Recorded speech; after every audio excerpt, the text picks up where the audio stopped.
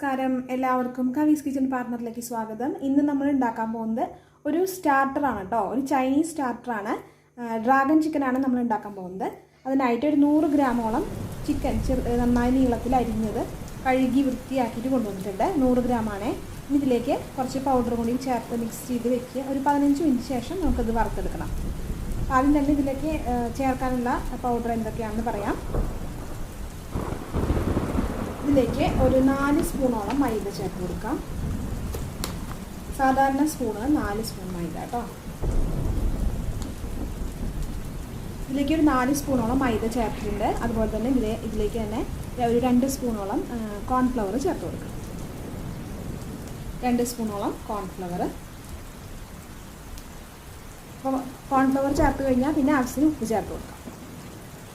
ആവശ്യത്തിന് ഉപ്പ് ചേർത്ത് കഴിഞ്ഞാൽ ഇതിലേക്ക് ഒരു 3/4 സ്പൂണോളം കുരുമുളക് പൊടി കേട്ടോ. ഇതിലേക്ക് ഞാനൊരു മുട്ടയും കൂടിയും ചേർത്തിട്ടുണ്ട്. ഇനി എല്ലാം നന്നായി മിക്സ് ചെയ്തിട്ട് ഒരു 15 മിനിറ്റ് വെച്ച ശേഷം നമുക്കിത് ഓയിലിൽ ഫ്രൈ ചെയ്തെടുക്കാം. ഒന്ന് മിക്സ് ചെയ്ത് വെക്കണേ. ഇപ്പോൾ മിക്സ് ചെയ്ത് വെച്ചിട്ടുണ്ട്. ഈ മിക്സ് ഒരു 15 മിനിറ്റിന് ശേഷം നമുക്ക് ഓയിലിൽ ഫ്രൈ ചെയ്തെടുക്കാം. അപ്പോൾ ഒരു 15 മിനിറ്റ് കഴിഞ്ഞിട്ടുണ്ട്. അപ്പോൾ നമുക്കിത് ഓയിലിട്ടിട്ട് ഒന്ന് ഫ്രൈ ചെയ്തെടുക്കാം. ഓയിൽ ചൂടായിട്ടുണ്ട്. അപ്പോൾ നമുക്കിത് ഓരോന്നായിട്ട് വറുത്തെടുക്കാം.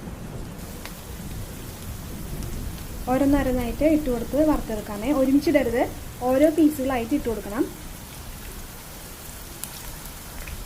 ഇതൊരു ചൈനീസ് ഡിഷ് ആയതുകൊണ്ട് വെളിച്ചെണ്ണ ഉപയോഗിക്കരുത്. പരമാവധി നമ്മൾ ഓയിൽ തന്നെ ഉപയോഗിക്കണം കേട്ടോ. വെളിച്ചെണ്ണയ്ക്ക് പകരം വേറെ എന്ത് ഓയിലും വേണമെന്നാവാം കേട്ടോ. ഇത് നന്നായി ഫ്രൈ ചെയ്തെടുക്കണം. നല്ല ബ്രൗൺ ആവണം. അപ്പോൾ നമ്മൾ ചിക്കൻ വറക്കാനായിട്ട് ഉപയോഗിച്ച ഓയിൽ തന്നെയാണ് കേട്ടോ ഇത് ഉണ്ടാക്കാനായിട്ടും റെസിപ്പിക്ക് വേണ്ടിയിട്ട് ഉപയോഗിക്കുന്നത്. ഇതിലേക്ക് നന്നായി നല്ല ഫ്ലെയിമിൽ ഇട്ട് വേണം ചെയ്യാനായിട്ട്. ഇതിലേക്ക് ഒരു സ്പൂൺ, ആദ്യം തന്നെ ഒരു സ്പൂൺ ഗാർലിക്ക് ചോപ്പ് ചെയ്തത് ഇട്ട് കൊടുക്കാം.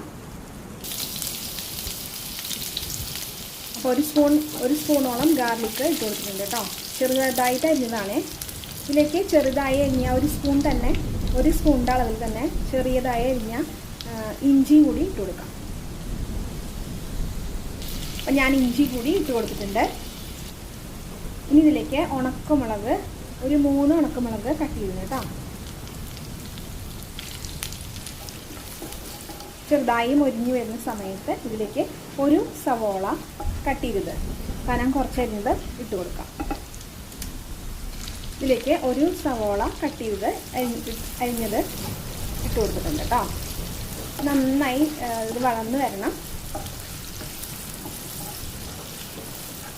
നന്നായി വളർന്നു വരുന്ന സമയത്ത് ഇതിലേക്ക് കാഷ്യൂനട്ട് ഒരു കൈപ്പിടിയോളം കാഷ്യൂനട്ട് ഇട്ട് കൊടുക്കാം. ഇതിലേക്ക് കാഷ്യൂനട്ട് കൂടി ആഡ് ചെയ്തിട്ടുണ്ട്. തീ നന്നായി കൂട്ടി വെക്കണം. കാഷ്യൂനട്ട് ഒന്ന് ഡ്രൈ ആയി കഴിഞ്ഞ് കഴിഞ്ഞാൽ നമുക്ക് സോസുകൾ ചേർക്കാം. സോസ് ചേർക്കുന്നതിന് മുന്നേ നമുക്കൊരു സ്പൂണോളം ചില്ലി ഫ്ലേക്സ് ഇട്ട് കൊടുക്കാം. ഇതിലേക്ക് 2 സ്പൂണോളം ചില്ലി പേസ്റ്റ് ആഡ് ചെയ്ത് കൊടുക്കാം. അതുപോലെ തന്നെ 2 സ്പൂണോളം സോയാ സോസ് ആഡ് ചെയ്യാം. പിന്നെ ഇതിലേക്ക് ആഡ് ചെയ്യുന്നത് 2 സ്പൂണോളം ടൊമാറ്റോ സോസോ അല്ലെങ്കിൽ ടൊമാറ്റോ കെച്ചപ്പോ ഏതാണ് നിങ്ങൾക്ക് ഉള്ളതെങ്കിൽ അത് ആഡ് ചെയ്ത് കൊടുക്കാം.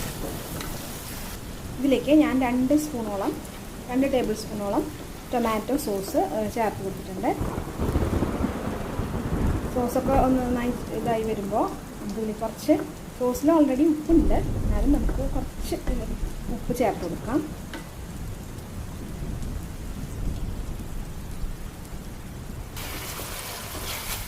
ഇതിൽ ഞാൻ ആവശ്യത്തിന് ഉപ്പൊക്കെ ചേർത്ത് കൊടുത്തിട്ടുണ്ട്. ഇനി ഇതിലേക്ക് വറുത്ത് വെച്ചിരിക്കുന്ന ചിക്കൻ പീസ് ഇട്ട് കൊടുക്കാം. ഇതിലേക്ക് വറുത്ത് വെച്ചിരിക്കുന്ന ചിക്കൻ പീസ് ഇട്ടും കൂടി നന്നായി മിക്സ് ചെയ്ത ശേഷം ക്യാപ്സിക്കം അതുപോലെ ക്യാരറ്റ് നീളത്തിലരിഞ്ഞത് ചേർത്ത് കൊടുക്കാം കേട്ടോ.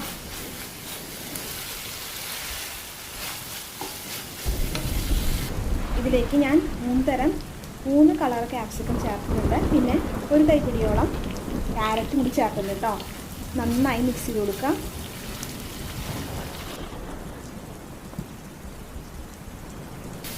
ഇതിലേക്കൊരു 1/2 സ്പൂണോളം കുരുമുളകും അതുപോലെ തന്നെ 1/2 ടേബിൾ സ്പൂണോളം ഷുഗറും കൂടി ആഡ് ചെയ്യണം കേട്ടോ. പെപ്പർ പൗഡറും ഷുഗറും ആഡ് ചെയ്തിട്ടുണ്ട്. നന്നായി ഒന്നും കൂടി മിക്സ് ചെയ്ത് കൊടുക്കാം. ഈ സമയത്ത് നിങ്ങൾക്ക് ഉപ്പ് ആവശ്യമാണെങ്കിൽ നിങ്ങളുടെ ആവശ്യം അനുസരിച്ചിട്ട് ഇതിൽ ആഡ് ചെയ്ത് കൊടുക്കാം കേട്ടോ.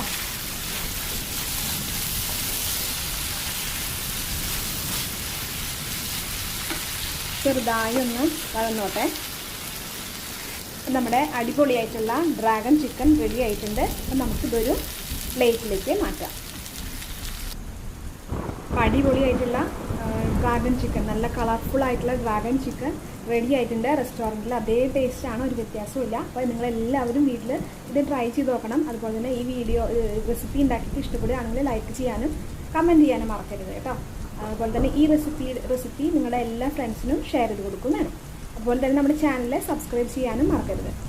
സബ്സ്ക്രൈബ് ചെയ്യുന്ന സമയത്ത് തൊട്ടടുത്ത് വെക്കുന്ന ബെല്ലൈക്കൺ കൂടി എനേബിൾ ചെയ്യാനും മറക്കരുത് കേട്ടോ. അപ്പോൾ അടുത്ത റെസിപ്പി ആയിട്ട് കാണുന്നവരെ എല്ലാവർക്കും ബൈ.